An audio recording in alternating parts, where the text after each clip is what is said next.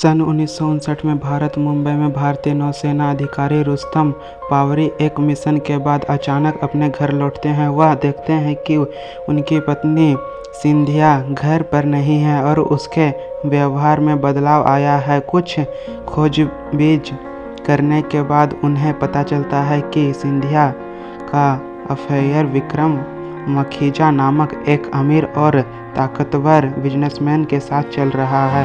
इस धोखे से आहत होकर रुस्तम बिना किसी को कुछ बताए नौसेना से अपना सर्विस रिवॉल्वर निकालता है और विक्रम को घर में जाकर 3 गोलियां मारकर उसकी हत्या कर देता है। उसके बाद वह खुद पुलिस स्टेशन जाकर आत्मसमर्पण कर देता है। रुस्तम की गिरफ्तारी से मीडिया और जनता में हंगामा मच जाता है। कुछ लोग उसे हीरो मानते हैं जो अपनी इज्जत के लिए लड़ा, तो कुछ उसे दोषी मानते हैं। कोर्ट में केस की सुनवाई शुरू होती है और रुस्तम खुद अपनी वकालत करता है, यानी बिना किसी वकील के खुद को डिफेंड करता है। सरकारी वकील उसे योजनाबद्ध हत्या का दोषी ठहराने की कोशिश करता है, जबकि रुस्तम अपनी बात बड़ी समझदारी और आत्मसम्मान के साथ रखता है।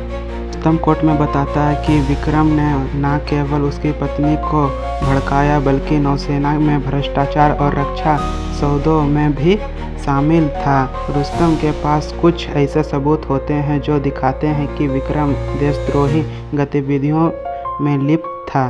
फ्लैशबैक में दिखाया जाता है कि सिंथिया ने विक्रम के पास तब सहारा ढूंढा जब रुस्तम लंबे समय के लिए मिशन पर चला गया था। हालांकि सिंथिया को बाद में अपनी गलती का एहसास होता है और वह विक्रम में रिश्ता खत्म करने जाती है, लेकिन उसी वक्त रुस्तम को सच्चाई पता चलता है। कोर्ट में जूरी सिस्टम के तहत फैसला लिया जाता है। उस समय भारत में जूरी सिस्टम था। जूरी को यह तय करना होता कि रुस्तम दोषी है या नहीं। कई उतार चढ़ाव के बाद रुस्तम की ईमानदारी, देशभक्ति और परिस्थितियों को देखकर जूरी उसे निर्दोष घोषित करते हैं। रुस्तम को इज्जत बारी कर दिया जाता है। वह और सिंधिया फिर से साथ आ जाते हैं। फिल्म का अंत भावनात्मक होता है, जहां यह दिखाया जाता है कि कैसे एक देशभक्त ईमानदार व्यक्ति सिस्टम से लड़कर अपनी सच्चाई साबित करता है।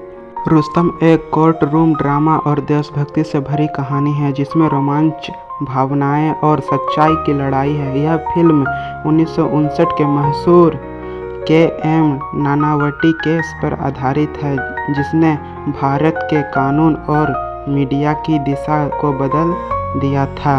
अगर आपको इस स्टाइल में स्क्रिप्ट पसंद है तो चैनल को सब्सक्राइब करें और दोस्तों के पास शेयर करें। जो लाल वाला बटन है उसमें भूकंप लेके आओ या फिर भूचाल, मुझे नहीं पता, बस क्लिक हो जाना चाहिए।